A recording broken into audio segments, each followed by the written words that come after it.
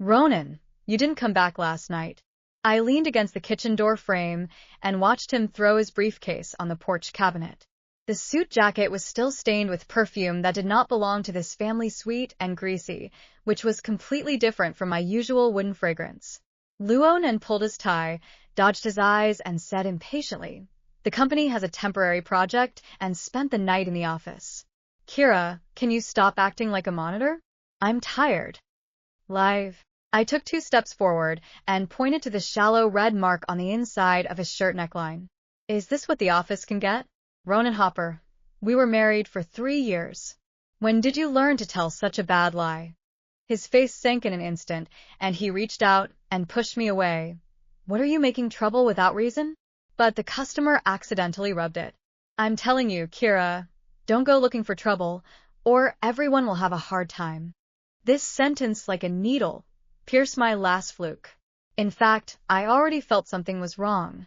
He always comes back late recently. His mobile phone has a new password. He has to take his mobile phone into the bathroom when taking a bath. Even the couple insurance we bought together, he secretly changed the beneficiary. Until last week, I found a silver earring that didn't belong to me with a small Z engraved on it in the co-driver compartment of his car. I didn't argue with him again that day, but silently turned back to the kitchen and poured the fried bacon into the garbage can. There is a voice in my heart saying, I can't just forget it. I want to know the truth, all the truth. In the afternoon, I went to the electronics store near my home and asked the clerk for the smallest recording pen. The clerk, a girl with short pink hair, said to me in a low voice, "This model can last 72 hours and supports cloud backup. It can't be seen in your pocket." I paid the money and walked out of the store with a recording pen, my palms full of sweat. When I got home, I hid the recording pen in the cushion cover of the sofa in the living room. That is the place where Luo Nan must sit after work every day. He always likes to nest there and make phone calls. To do all this well, I pretended to prepare dinner as usual and even asked him, "Would you like steak or pasta at night?" Luo Nan paused, probably didn't expect me to quarrel with him in the morning and become so docile in the afternoon. He said vaguely, "Whatever, I may go out to eat." Sure enough, at 7 o'clock in the evening, he received a phone call and hurried out. I quickly took out the recording pen in the cushion and put on headphones to listen. The front was full of TV and the sound of me cleaning up the kitchen until about half an hour later, he heard the sound of opening the door, followed by a low call. "Baby, I'll be right there. Don't be angry." Ronan's voice was gentle enough to drip water, and his attitude towards me in the morning was very different. What she can find is a yellow-faced woman who can only cook at home. My heart suddenly tightened, and my fingers holding the recording pen were shaking. "I've already taken care of the insurance, and the beneficiary has changed to me." He chuckled. "The tone is full of calculation. Wait for a while. I'll find a chance. That will be enough for us to buy a sea view house in Santa Barbara." "The opportunity? What opportunity?" A woman's voice came from the other end of the phone. The delicate voice should be the one wearing the Z earrings. "Don't worry, Zelda." Ronan's voice was lower. "Isn't she going to Seattle on business next week? I have already said hello to her assistant and changed her flight to the early morning. When the time comes, I'll take her to the airport on my way and create an accident on the way. No one will doubt it." Zelda chuckled. "Ronan, you are really cruel. But I like it. What about her jewelry? I've had my eye on her Tiffany necklace for a long time." "Don't worry, it's all yours." Ronan said, "When things are done, everything she has is ours." "Okay, don't say. I'm almost downstairs to you." The recording was cut off here. He should have hung up the phone. I took off my headphones and was cold as if I had fallen into an ice cellar. I thought he was just cheating, but I didn't think he wanted to kill me for the insurance money and my property. I sat on the couch and cried all night, not because of sadness, because of fear and anger. How could I marry such a devil? The next morning, when Luo Nan came back, his eyes were bloodshot and his perfume became stronger. He saw me sitting on the sofa and got a fright. "Why are you sitting here? Not going to work?" I asked for leave. I tried to make my voice sound calm. "Ronan, let's talk." He frowned and sat opposite me. Talk about what? I have work to do. Talk about you and Zelda. I looked him in the eye and said, word by word, talk about you changing the insurance beneficiary. Talk about you trying to create an accident while I was on a business trip to Seattle. Luo Nan's face turned pale instantly, and his eyes were full of shock and panic. What are you talking about? Kira, are you crazy? You know whether I am crazy or not. I took the recorder out of my pocket and pressed the play button. His conversation with Zelda came out clearly, every word like a knife, stuck in his heart. Ronan's body began to tremble. He suddenly stood up and tried to grab my recording pen. Give it to me. Kira, don't push me. I had expected that he would have such a reaction. I quickly stood up and hid the recording pen behind me. Ronan, don't come here. I have already backed up the recording to the cloud. Even if you rob this, it is useless. He stopped and looked at me viciously. What do you want? Divorce. I said, I'm going to charge you, not just for cheating, but for intent to commit murder. I will make you pay for what you did. Luo Nen suddenly laughed. Laughter is full of disdain. Sue me? Do you have proof? With this recording pen? Who knows if you faked it? I thought of that a long time ago. Of course I have other evidence. I said, you go to Zelda's last night. The surveillance on the road will pick you up. You called my assistant to change the flight record, and I have already got it. Also, you secretly transferred our husband and wife's joint property to Zelda's bank flow, and I found out.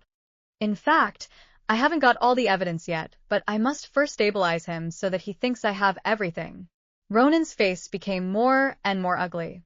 He knew that I would do what I said. After that day, Ronan moved out. But I know he won't just let it go. I am more careful. I take the recording pen with me every day and change the locks on the doors and windows of my home. Meanwhile, I started looking for a lawyer. The lawyer I'm looking for is Elias Harmon, recommended by a friend of mine who specializes in divorce and criminal cases. I showed him the contents of the recording pen and some preliminary evidence I had collected. When Elias heard this, his face was very serious. Miss Kira, this is a very serious case. Cheating is a civil dispute, but intent to commit murder is a criminal offense. We will not only help you divorce, but also subject him to criminal punishment. I know, I said. I can't let him get away with it.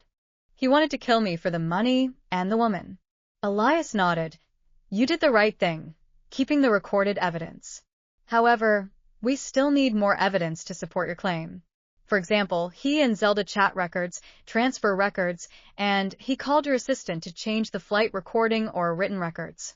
In addition, we also need to prove that he has the motive and ability to commit crimes. With Elias's guidance, I began to gather evidence more systematically. I pretended I didn't know he was moving out to live with Zelda, and I still sent him messages every day as usual, caring about his life, just to get him talking and record our calls. Once I asked him on the phone, Ronan, have you had any troubles recently? I think you seem to have lost a lot of weight. He was silent for a moment and said, nothing, just work pressure. By the way, you will go to Seattle on business next week, and be careful. I will, I said. However, my assistant said that my flight has been changed to early morning. Can you take me to the airport? I'm a little scared by myself. Of course you can. He agreed without thinking. I'll pick you up then.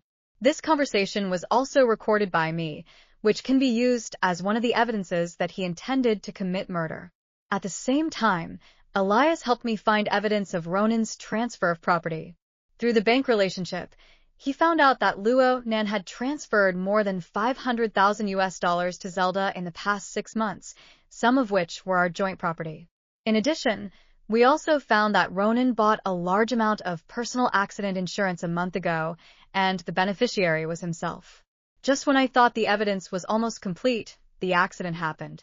When I came home from work that day, as soon as I opened the door, I saw Ronan standing in the living room with a fruit knife in his hand.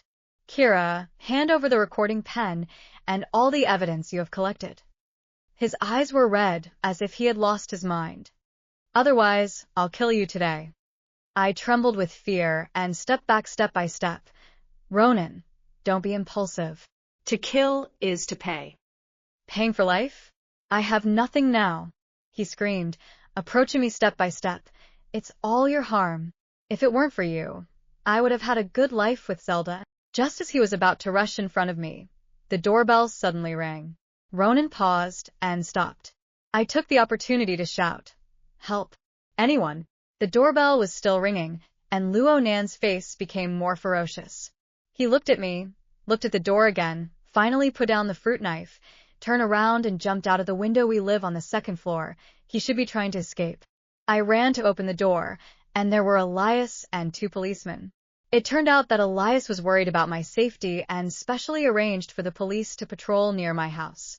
He also agreed with me to send her a specific text message if there was any danger. When I saw Ronan holding a knife just now, I secretly sent her a text message. The police ran after him at once, but Ronan was gone. But it doesn't matter. We already have enough evidence to prosecute him. The next day, Elias filed a lawsuit with the court, suing Ronan for derailment, transfer of joint property, and attempted murder. The court quickly took up the case and issued a warrant to hunt down Ronan. For the next few days, I lived in fear every day that Ronan would come back to get back at me. Elias arranged temporary accommodation for me and sent someone to keep me safe. At the same time, the media also reported this incident. Many people were condemning Ronan's actions, and some women with similar experiences sent me messages to encourage me to stand up bravely. A week later, the police found Ronan at Zelda's place. He was packing up with Zelda and preparing to escape. According to Zelda's account, Ronan hid from her after jumping out of the window and wanted to take her abroad. But Zelda has been hesitant for fear of being implicated, which also gives the police plenty of time to find them. After being arrested, Ronan confessed to his crime. He admitted that he cheated on Zelda, and in order to live a good life with Zelda, he deliberately changed the insurance beneficiary and also planned a plot to create an accident while I was on a business trip. He also admitted that he transferred the couple's joint property to Zelda in order to prepare for their future life. On the day of the trial, I stood in the courtroom and watched Ronan being taken into the dock. He was dressed in prison clothes, his hair was messy, his eyes were empty, and he was no longer as high-spirited as before. Zelda, as a witness, testified against him. After trial, the court finally sentenced Luo Nan to intentional homicide, attempted bigamy. He and Zelda lived together in the name of husband and wife, and transfer of joint property of husband and wife. He was sentenced to 15 years imprisonment for several crimes. At the same time, the court ruled that we were divorced, and all the property in Ronan's name belonged to me, and he had to compensate me for mental damage of $1 million. The moment I heard the verdict, I couldn't stop crying. These are not tears of sadness, but tears of liberation. I finally got rid of the devil and finally got justice for myself. After the divorce, I sold my old house, moved to a new city, and started a new life. I changed my job and met many new friends. Although that experience left a deep shadow on me, I believe that time will heal everything. One day, while I was sorting things, I saw the recording pen. It is like a witness to Ronan's crime and my rebirth. I put it away, then opened the window and watched the sun outside. I know that the future will be better and better.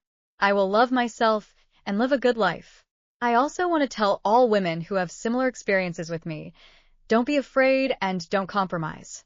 When you are hurt, you must stand up bravely and protect yourself with legal weapons. Justice may be late, but it will never be absent.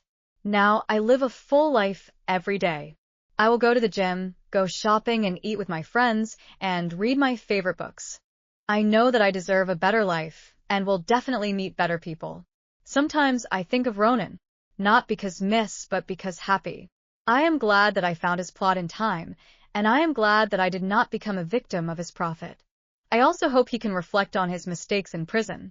Life is like a journey. We'll inevitably encounter ups and downs. But as long as we have the courage to face it and the determination to overcome it, we will certainly see the light ahead. I will take this courage and determination to continue to move forward to meet my bright future.